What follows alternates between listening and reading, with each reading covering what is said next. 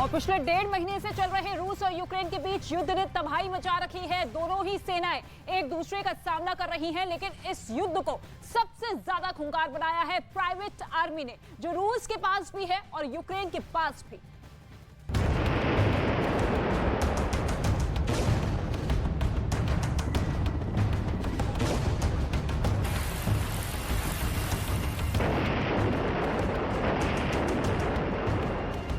रूस और यूक्रेन के बीच युद्ध में तबाही मचाने वाली प्राइवेट आर्मी ने हैवानियत की हदें पार कर रखी हैं।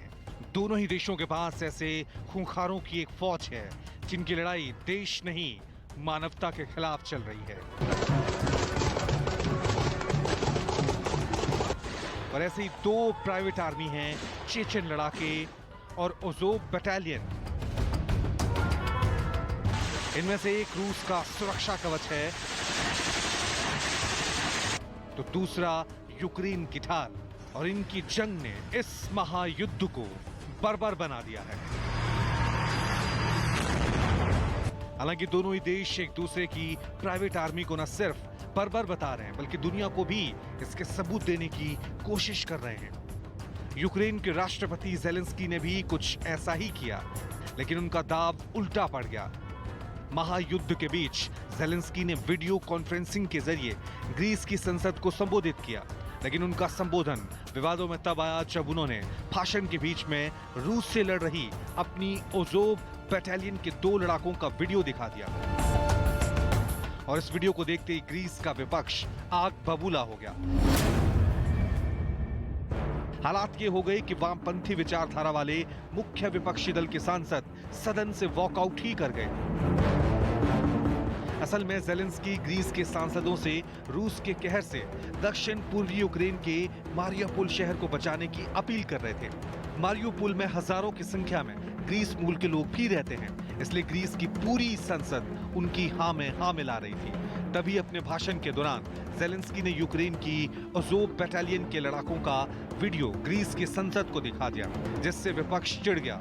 अज़ोव बटालियन के जिक्र से ही विपक्ष की नाराजगी की वजह भी है, क्योंकि अज़ोव बटालियन मारियापुल में हथियारबंद लड़ाकों की एक दक्षिणपंथी ब्रिगेड है, जो कि मारियापुल में आम लोगों से हिंसा करने के लिए काफी बदनाम है। अज़ोव बटालियन को हिटलर की विचारधारा का समर्थन वाले नियो नाज़ियों की बटालियन भी कहा जाता है। हालांकि यूक्रेन अज़ोव बटालियन को अपने नेशनल गार्ड में मिला चुका है। अज़ोव बटालियन में फिलहाल 900 से 1000 लड़ाके हैं, जो रूस के खिलाफ किसी भी हद तक बर्बरता करने से नहीं चूकते हैं। इस बटालियन के प्रवक्ता ने साल 2015 में कबूल किया था कि उसके 20% लड़ाके नाजी हैं, और अब यूक्रेन के राष्ट्रपति ने जब ग्रीस की संसद में इन लड़ाकों का वीडियो दिखाया तो विपक्ष नाराज हो गया। ज़ेलेंस्की ने जिन 2 लड़ाकों का वीडियो ग्रीस की संसद को दिखाया वो दोनों ग्रीस मूल के ही थे। यूक्रेन की प्राइवेट आर्मी में शामिल अज़ोव बटालियन के खूंखार रवैये ने ज़ेलेंस्की को फजीहत में डाल दिया है, तो वहीं पुतिन के लिए उसके चेचन लड़ाके उसे दुनिया भर में आलोचना का शिकार बना रहे हैं। इस महायुद्ध में चेचन के लड़ाके यूक्रेन में रूस की मदद कर रहे हैं, जो रूस की प्राइवेट आर्मी का हिस्सा है। चेचन आर्मी अपनी बर्बरता के लिए दुनिया भर में कुख्यात है। ये आर्मी खुद को रूसी फुल सोल्जर कहती है, और बर्बरता की वजह से ही इनका नाम हंटर पड़ा है।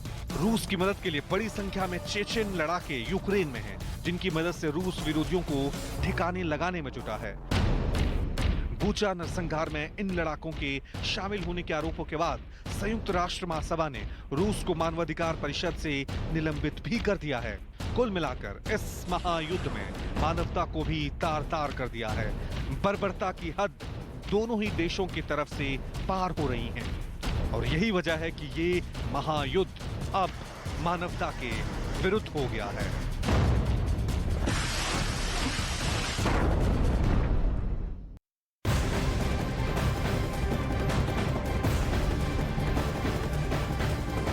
और इस वक्त एक बड़ी खबर सामने आ रही है। महायुद्ध की सबसे खौफनाक तस्वीरें सामने आई हैं।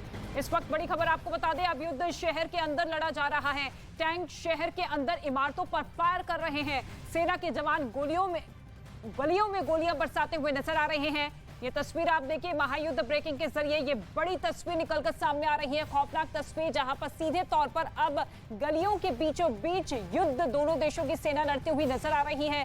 कई राउंड फायरिंग यहां पर की गई है रूस की सेना की तरफ से, और ऐसे में अब मुश्किलात और ज्यादा बढ़ते हुए कि किस तरीके से अब लोगों की जान इन गोलियों के बीच में वहां पर मौजूद है। हालांकि प्रयास तमाम किए जा रहे हैं कि किसी भी तरीके से इन रिहायशी इलाकों से लोगों को इवैक्यूएट करा जाए, लेकिन इसके बावजूद दोनों देशों की सेना इसी तरीके से फायरिंग करती हुई, गोलीबारी करती हुई एक दूसरे पर।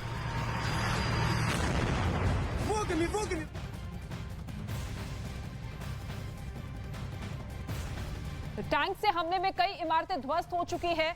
ये महायुद्ध की अब तक की सबसे खौफनाक तस्वीर सामने आई है, जहां गलियों में जाकर लोगों के घरों के बीचों बीच आप देखिए किस तरीके से टैंक के जरिए हमले किए गए हैं। टैंक यहां पर दौड़ते हुए दिखाई दे रहे हैं रिहायशी इलाकों में जहां पर लोग रहते हैं। हालांकि ज्यादातर इलाकों से लोगों को वहां से निकाला जा चुका है, सुरक्षित जगहों पर शिफ्ट किया जा चुका है, लेकिन इसके बावजूद यहां पर दोनों देशों की सेना जो कि अब पूरी तरीके से गलियों के बीचों बीच टैंक को दौड़ाती हुई एक दूसरे पर फायरिंग करती हुई। और इसके साथ ही एक और बड़ी खबर आपको बता दें, इस महायुद्ध में रूस को भारी नुकसान पहुंचा है। यूक्रेन के जवाबी हमले में रूस के टैंक तबाह किए गए हैं। यूक्रेन ने तबाही का वीडियो जारी किया है।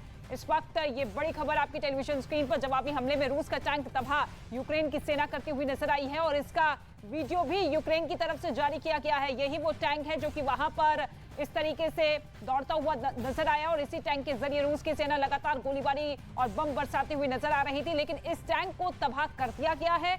यूक्रेन की सेना की तरफ से जबरदस्त पलटवार किया गया, और ऐसे में ये बड़ा झटका रूस को लगा है। यहां पर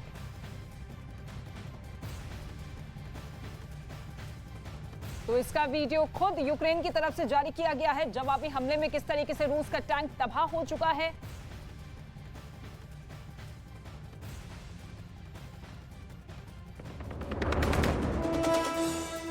आज ही होगा इमरान खान के भविष्य का फैसला। नेशनल असेंबली में अविश्वास प्रस्ताव पर बहस जारी। अविश्वास प्रस्ताव पर रात 8:30 बजे होगी वोटिंग। पाकिस्तान की नेशनल असेंबली में चर्चा के दौरान विपक्ष का इमरान पर बड़ा हमला। बिलावल भुट्टो ने कहा इमरान बहुमत खो चुके हैं। रूस के हमले में यूक्रेन के माकारीव में भी भारी तबाही। स्कूल को भी बनाया गया निशाना। न्यूज़ 18 पर देखिए ग्राउंड जीरो से पल पल की अपडेट। रूस के हवाई हमले में स्कूल को नुकसान हुआ है और स्कूल को बंद करना पड़ा है।